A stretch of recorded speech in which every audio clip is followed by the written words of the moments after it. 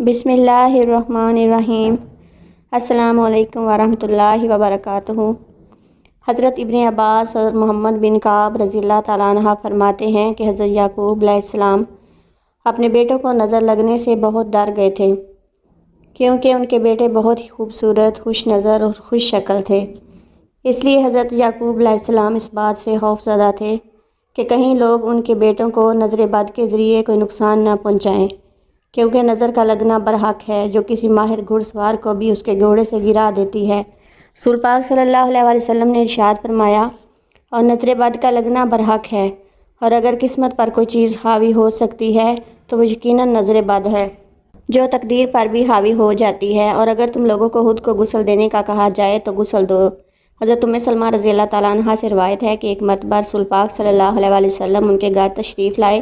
اور ان کے پاس ایک بیٹی بھی تھی جس کے چہرے کا رنگ پیلا تھا اور کمزور بھی تھی۔ تو رسول پاک صلی اللہ علیہ وسلم نے ارشاد فرمایا، اس پر دم کراؤ، کیونکہ اس پر نظر کا اثر ہے۔ جس کی نظر لگتی ہے وہ حاسد ہوتا ہے، لیکن ہر حسد کرنے والے کی نظر نہیں لگتی۔ اس لیے جب حسد کرتے ہیں تو ہمیں ان کے شر سے اللہ کی پناہ مانگنے کا حکم دیا گیا ہے۔ بڑوں کے مقابلے میں چھوٹے بچوں پر نظر بد کا اثر زیادہ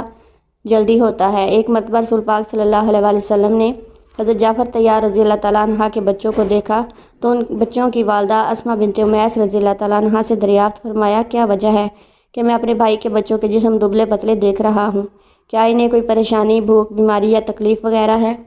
اسماء بنت امیس رضی اللہ تعالیٰ نے عرض کیا، نہیں یا رسول اللہ صلی اللہ علیہ وسلم، لیکن انہیں بہت جلدی نظر لگ جاتی ہے۔ تو رسول پاک صلی اللہ علیہ وسلم نے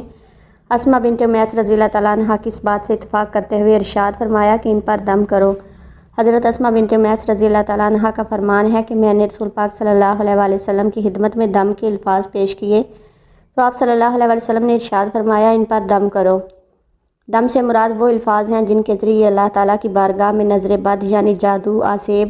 اور بیماری وغیرہ سے نجات اور شفا مانگی جاتی ہے، اور کسی شک کے بغیر یہ کہنا حق ہے کہ شفا مانگی جاتی ہے۔ اس کام کے لیے قرآن پاک کی آیات مبارکہ میں بیان کردہ الفاظ کے علاوہ کوئی اور الفاظ استعمال کرنا مناسب نہیں۔ نظر بد کی نشانیاں۔ نظر بد، جادو اور آسیب کا اثر ہونے کی بہت سی علامتیں ہو سکتی ہیں۔ کچھ علامتیں ایسی ہیں جن کے ظاہر ہونے کی صورت میں کسی اور تشخیص کی ضرورت نہیں ہوتی، اور کچھ علامتیں ایسی ہوتی ہیں جن کی وجہ سے کوئی بیماری، جسمانی بیماری، نفسیاتی بیماری یا غیر معمولی رویہ بھی ہو سکتا ہے۔ اس لیے ہمیں یہ اچھی طرح سے سمجھ لینا چاہیے کہ اگر کسی پر جسمانی مشکلات ظاہر ہونے لگے تو اسے نظر بد کا شکار سمجھنے سے پہلے ضروری ہے کہ اس کا جسمانی طبی معائنہ کروایا جائے اور کسی مستند نفسیاتی ڈاکٹر سے اس کا معائنہ کروایا جائے، اور اگر ان دونوں صورتوں میں سے اس میں کسی بیماری یا غیر معمولی حالت و کیفیت کا پتہ نہ چل سکے تو پھر نظر بد کے لگنے یعنی کسی جادو یا سیب وغیرہ کے اثر ہونے کے بارے میں بھی سوچنا چاہیے۔ جسمانی اور نفسیاتی معائنے کے بعد نظر بد کے بارے میں سوچا جانا چاہیے، لیکن فوراً اس پر یقین نہیں کرنا چاہیے کہ نظر ہی لگی ہے یا کوئی جادو یا سیب وغیرہ کا اثر ہو گیا ہے۔ جب نظر بد یعنی جادو یا سیب وغیرہ کے اثر انداز ہونے کے بارے میں معلوم کرنا ہو تو اس کا بہترین طریقہ یہ ہے کہ جس شخص کے بارے میں ایسا کوئی شک ہو تو اس شخص پر قرآن پاک کی تلاوت کی جائے، ان آیات کی تلاوت جو صحیح عقیدے اور عمل والے علماء کے تجربات کے مطابق اور بلا شک و شبہات اللہ تعالیٰ کی مرضی خواہش سے ایسے معاملات میں علاج کی تاثیر رکھنے والی ہوتی ہیں۔ جب ان آیات کو مشکوک شخص یا مریض کے سامنے تلاوت کیا جاتا ہے یا جب اس کے سامنے قرآن پاک کی تلاوت کی جاتی ہے تو اس پر درج ذیل علامات ظاہر ہوتی ہیں۔ چہرے پر پلاہٹ ہونا، سینے میں گھٹن کا احساس ہونا، تلاوت سننے کے دوران جسم کے مختلف حصوں میں درد ہونا، معمول سے زیادہ گرمی محسوس ہونا، پسینہ آنا، خاص طور پر کمر پر پسینے کی کمی یا ذاتی کی نظر کی شدت کا اندازہ ہو جاتا ہے، پہلوؤں میں درد محسوس ہونا، بے چینی کی کیفیت ہو جانا اور ادھر ادھر دیکھتے اور متوجہ ہوتے رہنا، رونا بغیر کسی وجہ کے اور رونے کی کیفیت کے بغیر آنسو جاری ہو جانا۔ کسی وقت یہ حالت پاس بیٹھے ہوئے لوگوں پر بھی ظاہر ہو جاتی ہے جو کہ علاج کی غرض سے نہیں بیٹھے ہوتے۔ ایسی صورت میں معالج کو ان کی طرف بھی توجہ کرنی پڑتی ہے، لیکن دیکھنے والوں پر عموماً یہ اثر مریض کی حالت دیکھنے یا آیات شریفہ کو سمجھنے کی وجہ سے ظاہر ہوتا ہے۔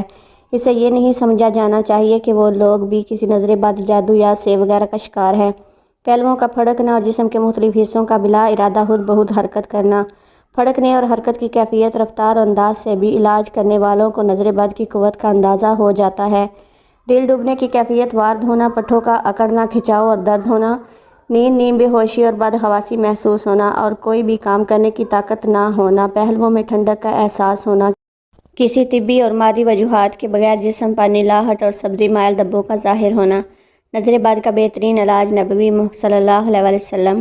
وہ دم جو جبرائیل علیہ السلام نے رسول پاک صلی اللہ علیہ وسلم پر کیا، بسم اللہ ارقیکا واللہ یشفیکا من کل داء فیکا من شر النفاثات فی العقد ومن شر حاسد اذا حسد۔ میں اللہ کے نام سے آپ پر دم کرتا ہوں اور اللہ ہی آپ کو شفا دے گا ہر ایک بیماری سے جو آپ میں ہے، گروہوں یعنی گانٹھوں پر جادو ٹونے کر کے پھونکنے والیوں کے شر سے اور حسد کرنے والے کے شر سے جب وہ حسد کرتا ہے۔ اسے مریض پر 3 دفعہ پڑھا جائے۔ وہ دم جو رسول پاک صلی اللہ علیہ وسلم مریضوں پر فرمایا کرتے تھے، امساحل باسا رب الناسی بیادک الشفاء لاکا شفلا حل انتا، تکلیف کو مٹا دے اے لوگوں کے رب، شفا دینا صرف تیرے ہی ہاتھ میں ہے، بیماری تکلیف وغیرہ کو دور کرنے والا تیرے سوا اور کوئی بھی نہیں ہے، بے شک سبحان اللہ۔